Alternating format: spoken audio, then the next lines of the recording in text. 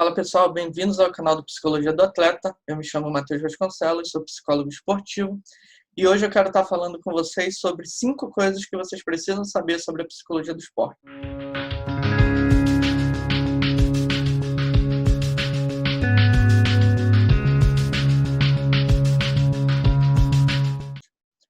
A primeira dessas coisas diz respeito à especialidade, ao título de especialista de psicólogo do esporte.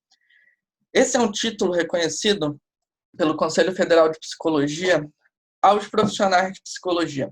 Salvo engano, dentre todas as profissões que se envolvem com a área esportiva, é a única profissão, é a única categoria, que tem regulamentado o título de especialista na área da psicologia esportiva. O que isso significa? Por que isso é importante e por que eu estou comentando sobre essa questão?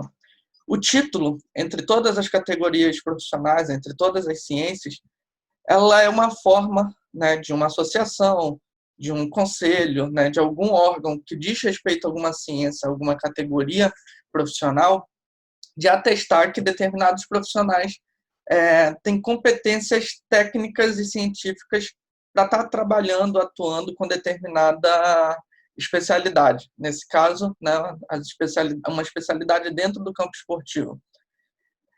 Considero isso fundamental, tendo em vista que hoje no Brasil existe uma grande dificuldade, de se identificar quem são as pessoas, quem são os profissionais, que têm essa competência para estar trabalhando com o que hoje as pessoas chamam de preparação mental, treino mental, entre tantas outras coisas. Hoje a gente vê variações imensas desse termo, mas isso acaba sendo um problema muito grande, porque para o atleta, para o treinador, tem sido muito difícil identificar quem são os profissionais habilitados para estar trabalhando com dimensões psicológicas dentro do contexto esportivo. E o fato do Conselho Federal ter esse reconhecimento em relação a essa especialidade, isso é muito importante, para a categoria de psicólogos, para os psicólogos em si. O segundo ponto diz respeito ao fato de que o psicólogo do esporte ele não trabalha somente com atletas de alto rendimento. Obviamente que, pelo fato do contexto de alto rendimento, ele está muito mais presente na mídia, dele aparecer em jornais, dele aparecer na televisão, é comum que a gente escute, vez ou outra, alguém falar sobre o psicólogo do esporte. Recentemente, a gente viu, por exemplo, o Caio Paulista elogiando a psicóloga do Fluminense. Então, a gente vê o contexto do alto rendimento, a figura do psicólogo do esporte aparecendo, com mais frequência, com mais ênfase. Não tanto quanto deveria, mas ainda assim aparece. Mas a especialidade, o psicólogo do esporte, ele trabalha com diversos outros contextos. Eu mesmo trabalho com atletas que não são de alto rendimento, que são atletas amadores, e já trabalhei, inclusive, na clínica com pessoas que queriam iniciar uma rotina de atividade física, de exercício físico, e não tinham motivação para aquilo. Então, além do alto rendimento, a gente tem essas dimensões que são ligadas à qualidade de vida, mas também a gente tem os psicólogos atuando em projetos sociais, em academias, em outras instituições, fazendo interface com esse campo. Por exemplo, dentro do próprio contexto organizacional, se você pega um contexto do trabalho, há psicólogos desenvolvendo programas, ações de qualidade de vida para os funcionários de empresas relacionadas com a prática de exercícios físicos. Então, de certa forma, há uma interface com esse campo. Mesmo que muitas vezes essas pessoas não sejam especialistas, elas buscam conhecimento dentro da área da psicologia do esporte. Como, por exemplo, também dentro do âmbito clínico e hospitalar, quando se trata do acompanhamento de pacientes bariátricos. Essas pessoas que vão realizar uma cirurgia bariátrica, por exemplo, elas passam por avaliação psicológica, mas depois elas têm que encarar uma nova rotina, um novo hábito que envolve mudança na alimentação e do seu cotidiano de exercício físico também. Então, assim, o psicólogo não trabalha só com alto rendimento. O psicólogo do esporte, ele trabalha entre outros contextos, que vão do amador, que passam pelos projetos sociais, que passam, inclusive, por políticas públicas, e a gente precisa ficar atento a esse segundo ponto. O terceiro é que a gente vê com muita frequência as pessoas falando sobre preparação mental, sobre acompanhamento psicológico de atleta, com uma ideia de resultados milagrosos, como se a gente pudesse oferecer resultados imediatos e milagrosos. Certa vez até me perguntaram, né, eu consigo resolver esse meu problema com uma sessão? Né? Às vezes as pessoas já têm essa expectativa de, opa, o psicólogo talvez ele consiga resolver de forma muito mais rápida, né, e milagrosa esse problema que eu estou tendo. E não é bem assim. O psicólogo do esporte ele até pode realizar trabalhos pontuais, né, específicos, aqueles trabalhos curtos, né, numa oficina, num workshop, às vezes até numa avaliação apenas, mas o indicado é que o trabalho do psicólogo esportivo ele se prolongue, ele se estenda ao longo da temporada do atleta, para que ele possa acompanhar esse atleta com maior qualidade, que ele possa entender melhor qual é o contexto que esse atleta está participando. Né? Então, não existe um resultado milagroso e nem sempre é possível a gente identificar resultados positivos num período curto de 1, 2, 3, 4 meses. Eu costumo dizer que a gente consegue ver respostas mais concretas do trabalho que o psicólogo realiza no acompanhamento com o atleta, né, a partir de 4, 5, 6 meses de trabalho de acompanhamento com esse atleta. Obviamente que no primeiro mês a gente já consegue avaliar algumas coisas. Né? Há um atleta que eu estou acompanhando que a gente não tem um mês e ele já percebeu algumas diferenças no que a gente já vem fazendo nessa rotina, mas isso não significa que se eu parar agora, isso vai continuar.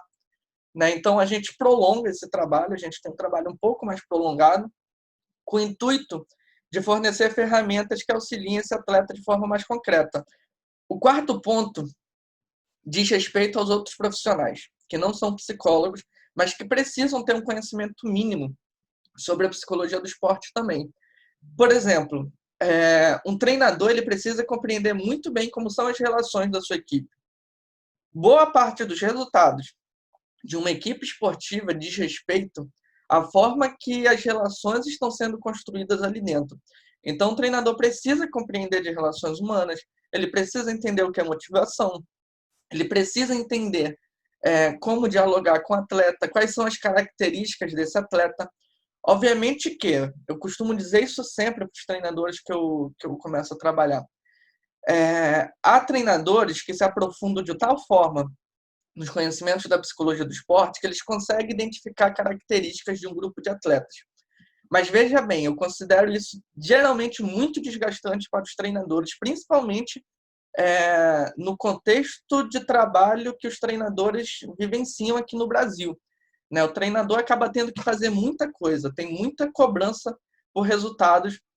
É uma pressão tão grande que às vezes dá conta de compreender todas essas relações e todas essas individualidades sozinho, isso acaba sendo muito desgastante para o treinador. Quando se tem um psicólogo ao lado, né, onde o psicólogo consegue identificar essas características, focar somente, né, nessa dimensão, que eu vou chamar dessa dimensão mental, dessa dimensão psicológica, e trazer de forma sucinta para aprimorar o trabalho do treinador, isso, de certa forma, potencializa o que o treinador precisa estar mais atento, mais focado, mas também é algo que preserva muito da saúde mental do treinador, né? Porque você acaba descentralizando, de certa forma, o trabalho que está sendo realizado ali. Isso eu estou falando de treinador, mas eu considero que treinadores de goleiros precisam ter um conhecimento mínimo sobre psicologia do esporte, principalmente pela grande necessidade de atividades de treinos, né, que são relacionados com foco, com atenção, né, com maior concentração, né, naquela atividade. São atletas que precisam ter um reflexo maior. Então, ele precisa ter compreensão do que são esses processos cognitivos também. Ele não precisa conhecer a fundo, mas ele precisa ter um conhecimento mínimo para saber como aplicar, como fazer uma psicologia aplicada ao seu treino. O quinto ponto diz respeito a uma coisa que sempre me perguntam, né? Eu, desde pequeno, sempre pratiquei esporte, sempre participei de escolinhas, né? Competi no mountain bike. E aí sempre me pergunto numa aula, precisa ser atleta, precisa ter sido atleta para ser psicólogo do esporte? Eu não considero isso fundamental. Eu posso até dizer que ter sido atleta pode ajudar a pessoa a compreender melhor o contexto esportivo, mas isso não a faz tecnicamente e cientificamente capacitada para trabalhar com contexto esportivo.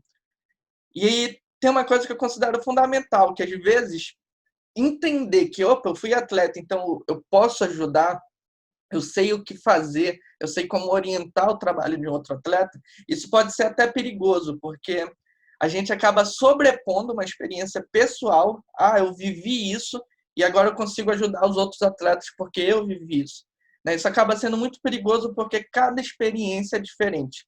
Cada atleta responde ao seu contexto esportivo de forma diferente. Vem de um contexto social que é diferente. Então, mais do que ter a experiência, é importante ter esse conhecimento técnico de olhar um pouco mais de fora e compreender o que é a vida desse atleta de fato.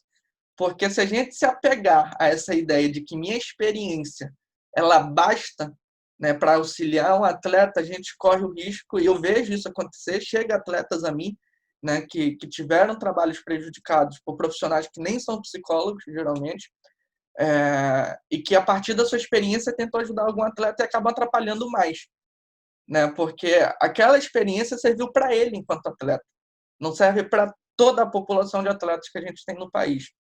Então, assim, ter sido atleta pode ajudar a compreender, mas ter sido atleta não capacita nenhuma pessoa, nenhum profissional a, a intervir de forma qualificada no contexto esportivo de forma geral, né? Então, você precisa buscar muito conhecimento técnico da psicologia do esporte especificamente, né? Você precisa passar pelos 5 anos de graduação, precisa passar pela especialização, se necessário, manter uma supervisão com algum profissional que tenha mais conhecimento nesse campo para conseguir auxiliar de fato atletas que estão buscando ajuda, que estão buscando um aumento da sua performance. Então, são 5 coisas que hoje eu considero fundamental que a gente saiba sobre a psicologia do esporte. Hoje, uma especialidade regulamentada pela psicologia. A segunda dela, que não é um trabalho somente com atletas de alto rendimento. A terceira, que não há resultados milagrosos dentro do trabalho do psicólogo do esporte. Outros profissionais, a quarta, né? Outros profissionais precisam compreender um pouco sobre o que é a psicologia do esporte. E a última é que você não precisa ter sido atleta para trabalhar com psicologia do esporte. Você precisa buscar muito conhecimento, se dedicar muito a aprofundar o que é de fato ser um atleta, e no nosso caso, ser um atleta no Brasil. É isso, pessoal. Quem ainda não se inscreveu no canal, se inscreve aí e fica de olho que vai ter mais vídeos por aqui, hein? Abração.